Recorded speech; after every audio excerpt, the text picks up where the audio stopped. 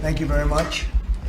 Great to have you again. We've seen you a couple of times today, but I'm thrilled to sign a very historic executive order to massively accelerate pediatric cancer research and harness the extraordinary potential of artificial intelligence to fight this terrible disease. We're going to hook up the artificial intelligence with all of the other things that we have at hand, and we're going to come for answers. And these young children who are just really, some are absolutely better and others are getting better. You're all going to be better very soon. So they won't even need it, I don't believe. I want to thank Secretary of Health and Human Services, Robert F. Kennedy Jr., who we see a lot of lately. You've been really active, haven't you? You've been very active. Secretary of Education, Linda McMahon, who's so fantastic, and I guess we reached a deal with Harvard today, so we'll see how that, all you have to do is paper it, right, Linda? Just yes, sir. Paper it out. It'll be great, though. It's going to have to do with something that's very important to everybody. CMS Administrator Mehmet Oz, FDA Commissioner Marty McCary, Director of the National Institute of Health, Jay Bhattacharya. Is that good, Jay? That's pretty good. Perfect. Right? I'm getting better. That's perfect. I'm getting better. Science and Technology Advisor Michael Kratsios, AI and Crypto Czar David Sachs. You're doing great, David. As well as a friend of mine, Stephanie McMahon, and her incredible husband, Triple H. You all know Triple H. I'm not going to fight that guy. He's one of the greatest. I also want to thank all of the brave young people who are with us today, and they've gone through a lot, but it's really coming out very good. And I just gave them a beautiful coin. And we're going to save that coin, right? Beautiful coin. In 2019, I was proud to launch the Childhood Cancer Data Initiative. And I think Stephanie was a big factor, right, Linda? She was a big factor as to what we're doing right now. Absolutely. Which invested $50 million a year into pediatric cancer research. And today, in line with recommendations made by Secretary Kennedy and the MAHA Commission, we're doubling that investment, adding another $50 million to Childhood Cancer Data Initiative. We're doing that immediately. And we have a lot of money coming in with the tariffs. We've never had money like this coming in. We're a rich country again. We were a dead country 1 year ago, and now we're the richest country. We're hot. We're a hot country. So it's an honor to do that. In honor of all of you, we're doing that, okay? With this order, I'm also directing the federal government to fully utilize artificial intelligence to supercharge pediatric cancer research. It's pretty amazing what's happening. For years, we've been amassing data about childhood cancer, but until now, we've been unable to fully exploit this trove of information and apply it to practical medicine.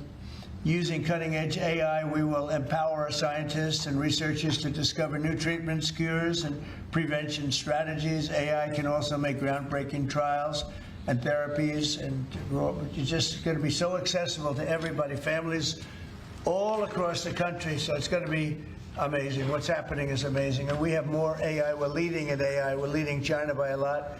We're leading everybody by a lot. They're creating their own energy. We let them build their own energy plant because we don't have the energy. Nobody does to feed them.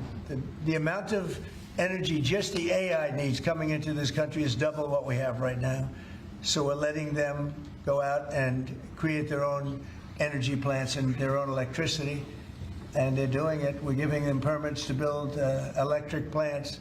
They're becoming sort of a utility. Maybe they'll do better with being a utility. Who knows? They'll do better with being a utility than they will being AI. What do you think of the chances that they're? I hope I'm wrong about that, or they made a bad bet, right?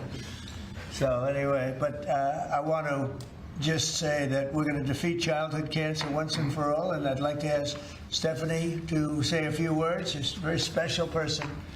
And very, very much involved in this. Thank you very much, Steph. Who's right here, Steph? My mother's making me step That's forward. right. Your mother, she'll do this. My mother. Well, Mr. President, thank you very much. You've already acknowledged this incredible team here, and all of these people standing behind me were inspired by the story of a little boy named Connor Mahalik.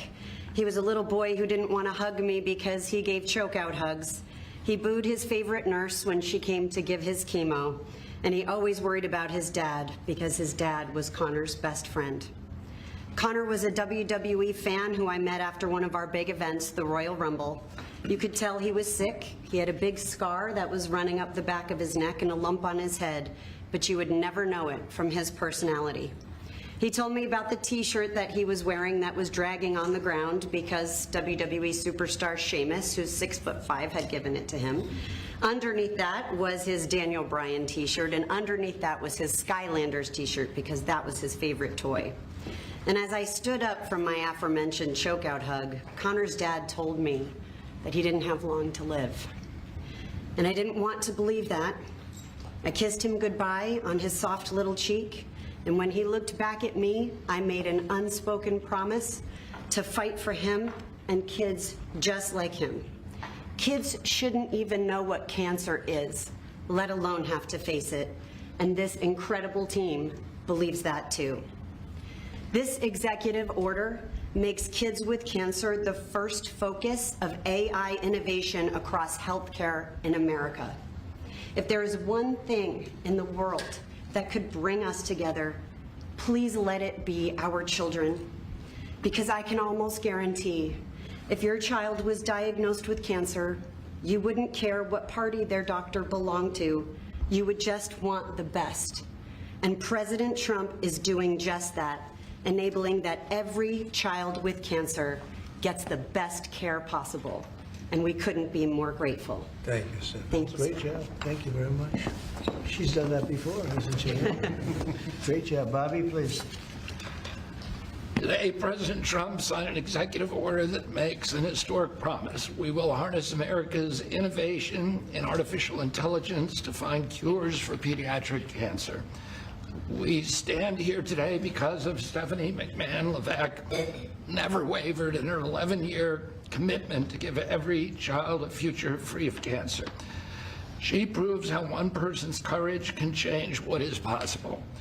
Cancer is now the leading cause of chronic disease-related death in children, and its incidence has risen by more than 40% since 1975. We cannot accept that. We must act with urgency.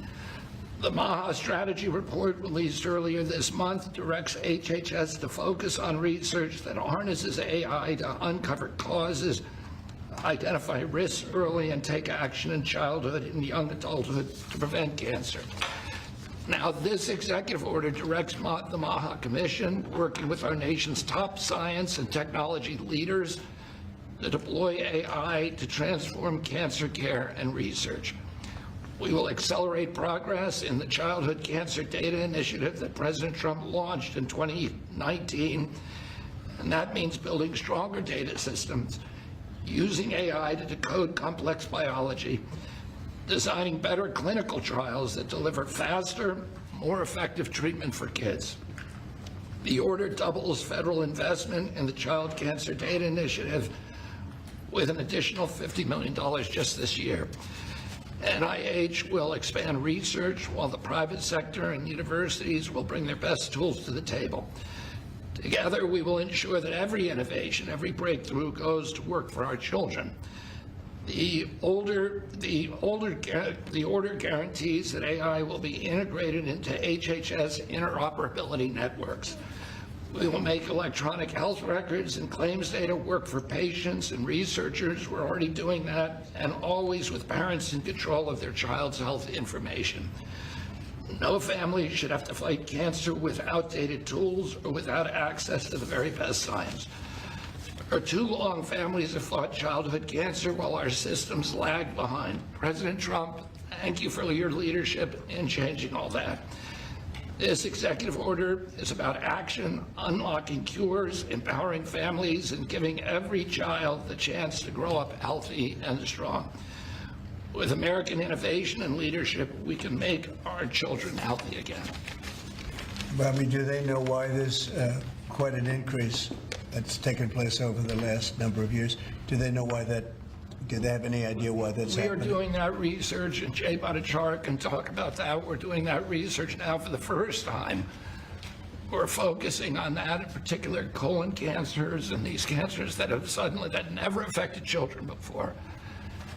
and suddenly are epidemic in our children, and we're going to find the causes. They're environmental causes. We're going to identify them and work to eliminate them. Thanks, Bobby. Jay, go ahead, please. Hello, thank you, everyone. Thank you, President Trump, for signing this historic executive order directing your administration to use advanced artificial intelligence technologies to cure childhood cancer.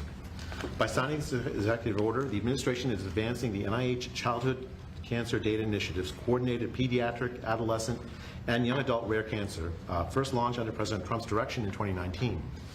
When I was a young medical student in the 1990s, I had the privilege of spending a month in a pediatric cancer ward treating children with cancer.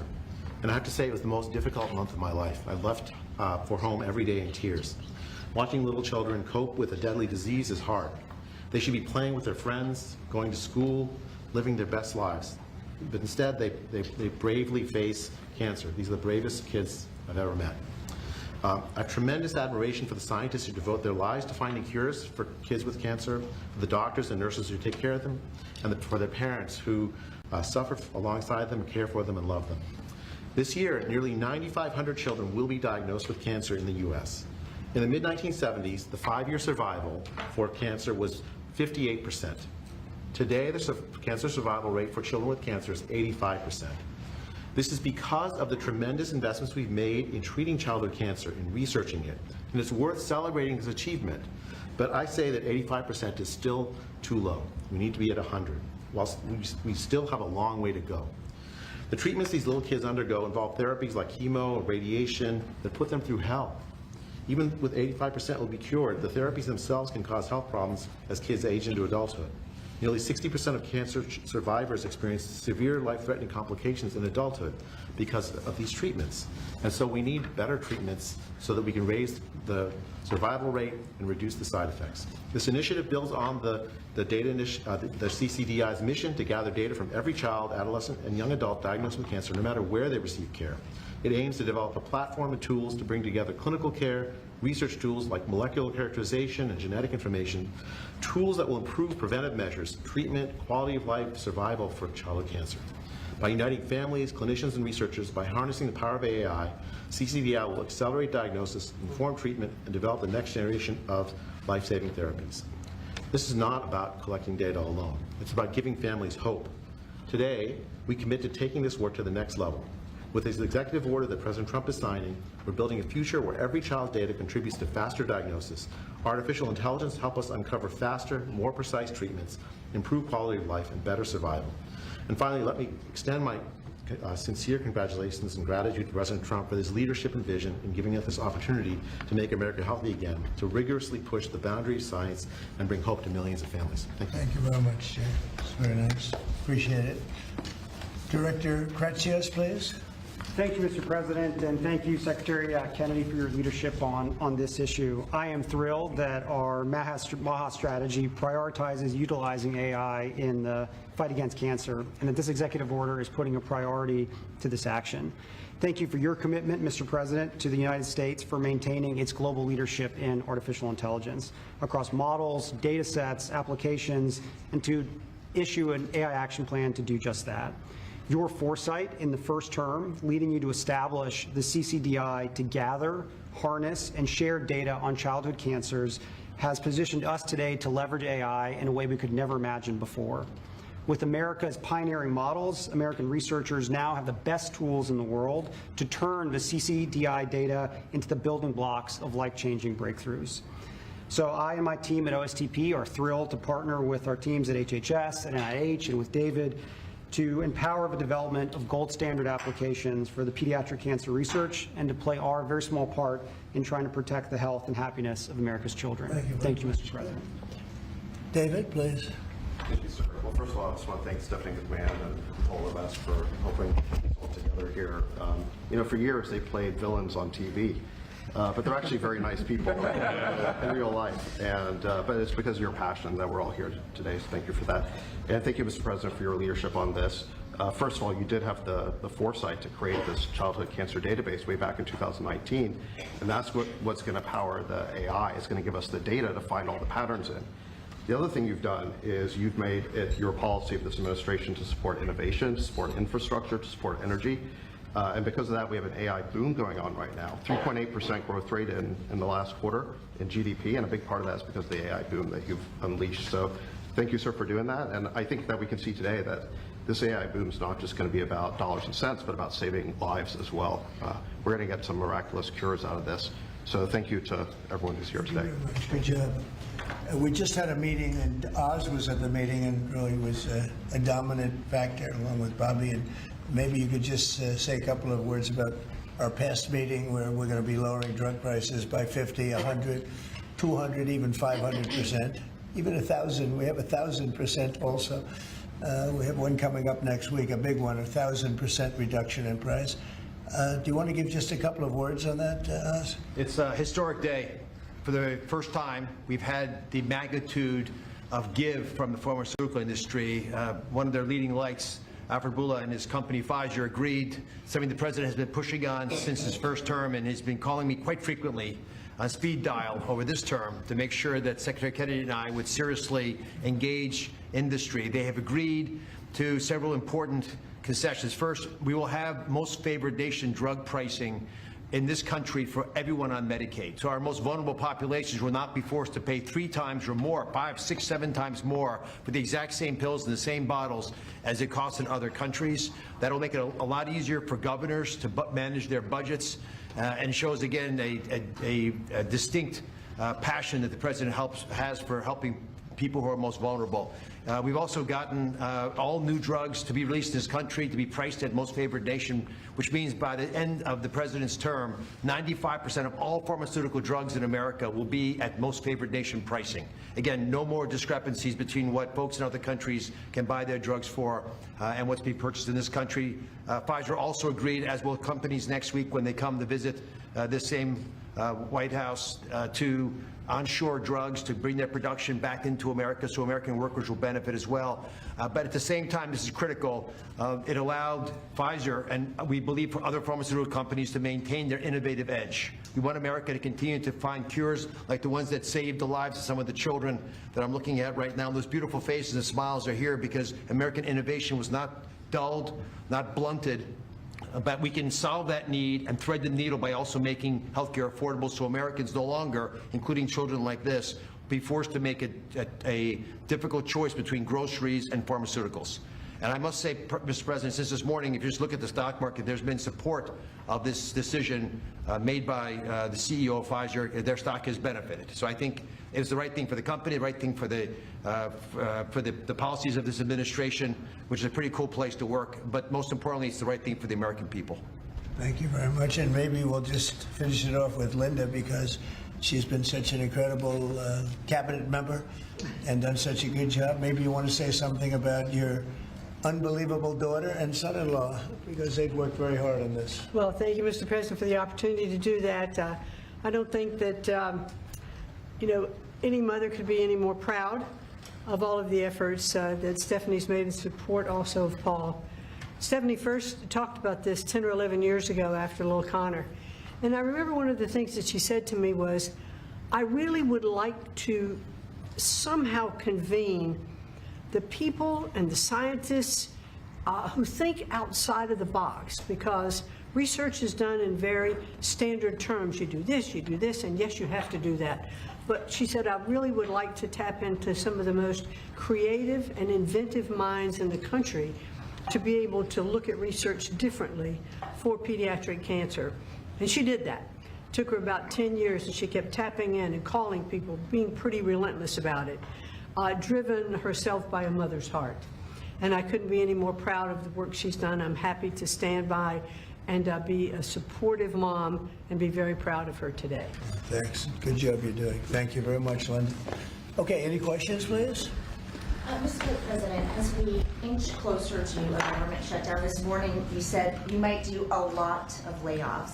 If DOGE is already reducing the federal workforce, why is it necessary to link more federal jobs cut to a shutdown? Well, the Democrats want to shut it down, and so when you shut it down, you have to do layoffs. So we'd be laying off a lot of people that are going to be very affected, and the Democrats, they're going to be Democrats.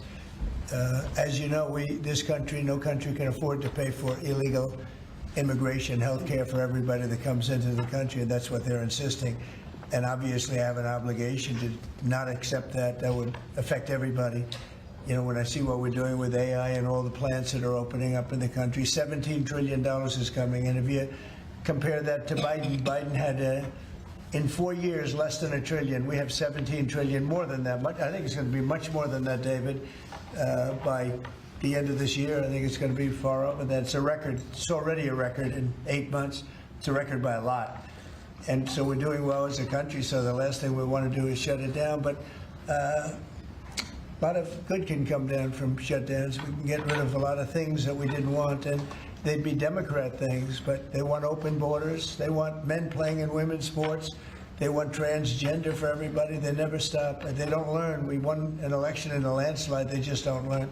So we have no choice. I have to do that for the country. Yes. You mentioned a deal with Harvard, Mr. President. What is that deal? Will they be paying the administration? Well, we're in the process of getting very close, and Linda's finishing up the final details, and they'd be paying about $500 million, and they'll be operating trade schools. They're going to be teaching people how to do AI and lots of other things, engines, lots of things. You know, we need people in trade schools. I remember when I went to school, I had some people that weren't particularly good students, but they could take a motor or an engine apart blindfolded and put it back blindfolded, but they weren't too good at other things, and many of them ended up doing better than the people that were. So trade schools are very important, and we've lost trade schools. We used to have a lot of trade schools in this country. We don't have them anymore. We have tremendous plants opening, and we want to have people at top level for those plants, whether it's AI or whether it's automotive plants. You know, we have many automobile companies open their plants in the United States. They're all coming back for two reasons: tariffs, and I think they liked November 5th. You know, they liked the person that was chosen, and they're moving in from Canada, they're moving in from Mexico, they're coming in from all over the world. China is coming. They're all coming, and that way they avoid paying tariffs. So, you know, they're coming for that reason. So by opening up trade school, because we're going to need employees, we're going to need people with skill. And I think I can say, Linda, you feel the same way. By opening up trade school, this would be a giant trade school, series of trade schools. It would be run by Harvard. Now, this is something that we're close to finalizing. We haven't done it yet. But they'd put up $500 million. Interest and everything else would go to that account, meaning go to the trade school. And, you know, it's a big investment in trade school, done by very smart people. And then their sins are forgiven. So we have a good chance of getting that close. Yeah, please. Mr. President Trump, thank you. I've been looking at this chart that you showed us earlier, so this was up there lost earlier. U.S. prices for brand drugs are 422% higher than compared to countries. You know, I'm young, maybe I'm inexperienced, but I think a lot of Americans are wondering, how did we even get here being one of the biggest buyers? You got here by incompetent people sitting behind this desk.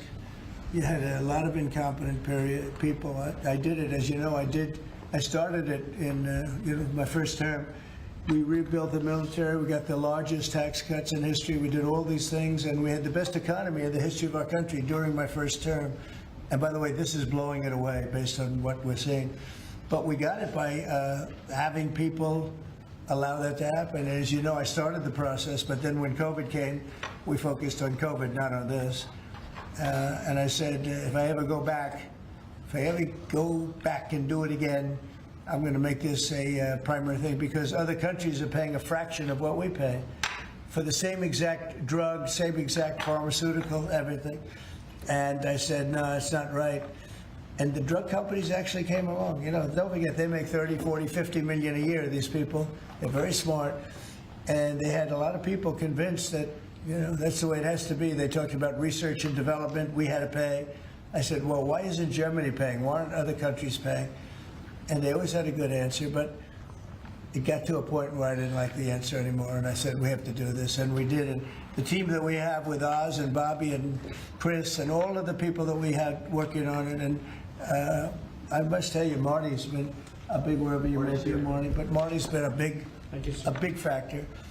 We have a great team. There's never been a medical team like this, and I said, let's go do it. And then I did, as I said, I would bug them every single day, every week, because I said, we have to have, I mean, why should we be paying 10 times what another country is paying? And that was just an excuse, you know, research and development. We do research and development. So Now we're going to be paying, whatever the lowest price is, we're going to be paying that price. So it's a great thing. But there won't be anything that can have the impact on Medicare, Medicaid, Social Security, anything where you need pharmaceuticals, medicines. The numbers are going to come way down. Even Obamacare, which is terrible, it's not been good, as you know. It's a weak form of health care. But it'll be better because the medicine's going to come in at a very low price. Yes, please. Yes, Mr. President. It seems like every time you assemble your MAHA team and your cabinet members behind you in regards to health issues, it just keeps getting powerful. And I look at these young kids there and the weight that is on the world right now that you can lift by what you're doing. I've often said Trump could cure cancer and people would still criticize him. That's true. And it's true. What is your message to America that this potentially could bring us all together, get us on the same page and have unity?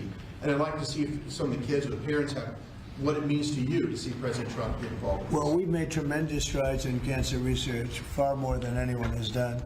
And we have the greatest minds, the greatest people working on it. And childhood, they call it childhood cancer. It's a very specific thing. And we really made a lot of progress. I think something that's going to allow us to make a lot of progress is the money we're saving on pharmaceuticals.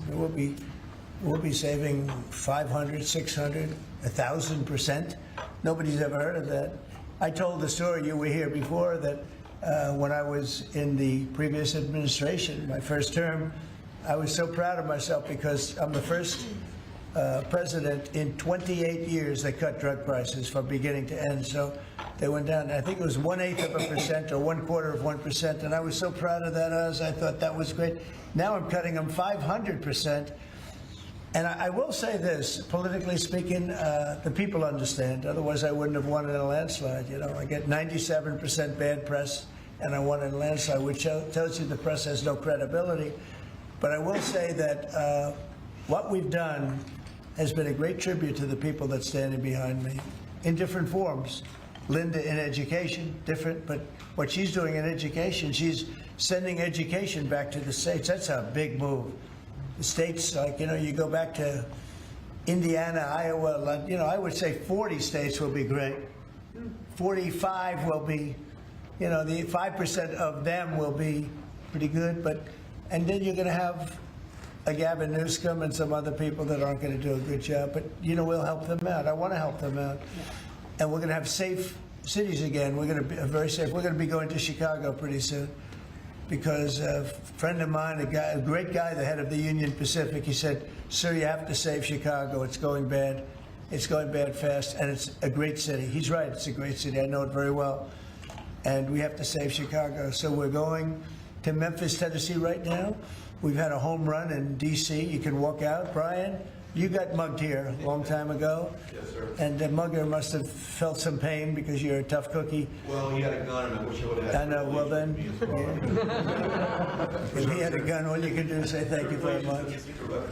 Yeah, no, but it's everybody here. I mean, you were here in the room when I said to the reporters, who got mugged in the last year? And like half of the people raised their hand. Now, if you said who got mugged over the last 60 days, nobody. No killing, no nothing. And the restaurants are booming, the town is booming, it's clean.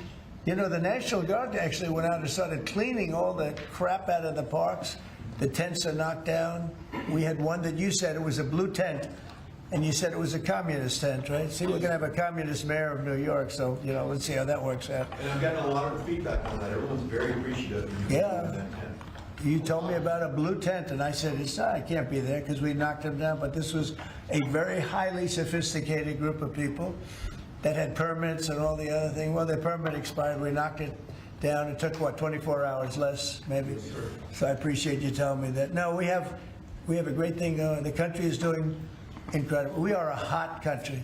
The hottest. We're the hottest country in the world right now. Do the parents of the kids have anything they'd like to say? Yeah, that's a great question. Would you like to say something? I would. That's a good comment right there. That's the best comment you've made in a long time. Mr. President, good evening. I'm Josh Armstrong. My name is Josh Armstrong. I'm from West Virginia, and I'm the father of this amazingly brave and resilient little 6-year-old, Laurel. Laurel was diagnosed with leukemia when she was 2 years old, just before her 3rd birthday. And we went on to watch as she spent months in the hospital fighting for her life, as she received blood transfusions and platelet transfusions, as she fought off one potentially fatal infection after another. We watched as her body swelled and became painful from steroids, and then as it became frail and weak from chemotherapy. And we watched and we wondered why there aren't better treatments available, and we wondered what might happen if she doesn't get the drugs she needs, and we wondered why isn't anybody doing more. And on behalf of myself and all the parents that have watched and wondered, we'd like to say that what you're doing today gives parents like me and children like Laurel the one thing that we most desperately need, and that's hope. And Laurel's Hope doing that, well. and Laurel is, I'm happy to say Laurel's in remission today. That's good. She looks so beautiful. Thank you, she is You beautiful. feeling good, Laurel?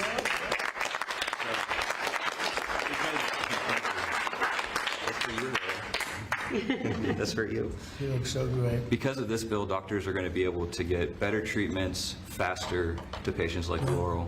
Big And difference. because of you making children like her real children, not cases or statistics, but children like Laurel and all of these children here today, we have that hope, and we are so proud that you're standing with children with cancer and making it a national priority. It's very nice. Thank you, Mr. President. We're with you all the way. How about you, back there, Dad? Actually, I'd like my daughter to speak. We let Oh, her I like that much Carolyn better. would like to speak. She's That's over very here. good. I'd like you to speak. Thank you. Good afternoon. My name is Carolyn Hendricks. When I was 4 years old, I was diagnosed with Ewing sarcoma, a pediatric bone cancer. 11 years later, I'm now 16 years old, and I'm doing great. What you're doing today, Mr. President, means that kids like me will get better options and so much more hope for the future. This will help doctors use technology to find cures faster, match patients to trials more quickly, and give our families more control over our health. For kids, every day counts. This order shows that our lives matter enough to be first in line for innovation. On behalf of children and young adults with cancer, those still fighting and those in remission like me, and families who wish that they had more time together, thank you for making us a national priority. Mr. President, because of actions like this, kids like me have the chance to grow up, to chase our dreams, and to live full lives. And that is the greatest gift anyone could ever give. Wow, that was so good.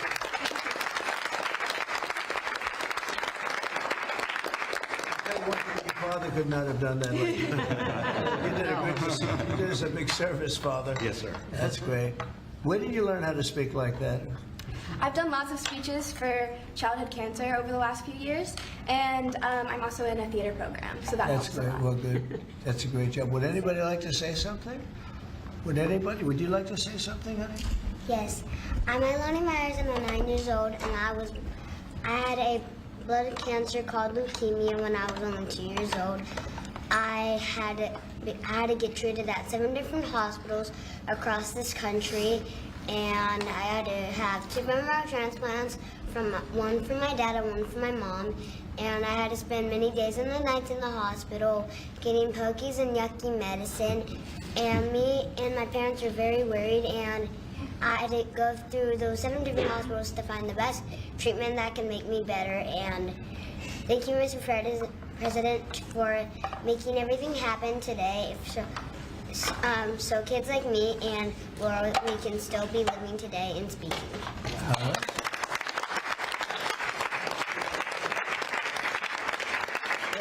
Doing better than any of us have done. We're doing lousy. We're not doing so well today. They're doing so good. That was fantastic. Thank you. And you feeling good now? Yes. Are you all better? You're pretty close, right? Yeah. Yeah, I hear you're going to do good. Anybody like to say something?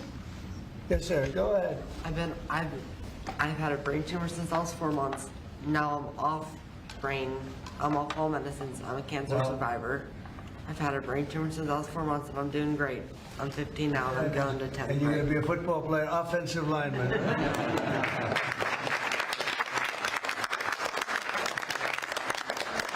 You look fantastic. How about somebody else? I love hearing this. I love hearing you talk because you talk better than any of us, right, Jim? Thank you, Mr. President. Well, I want to thank you all for being here. Amazing. We wouldn't miss this. Well, thank you. But you know, we're doing a lot for you, and you're all gonna be better very soon. I don't think you're gonna need any of the help that we're giving. It's gonna be for the future. But I want to thank you for being with us, and I'm going to bring them back to a room. We have a room where we have lots of hats and things in the back, and would you like to go back, and we'll pick some nice presents? Yes. Okay, we'll get rid of the wonderful people of the media. Do you like the media? Yeah, nice, right? They have good days, right? They do, actually, they do. Thank you very much, that's beautiful. That's really good. And thank you, we're not going to top that, so I want to just thank you all very much. Thank you. Thank you.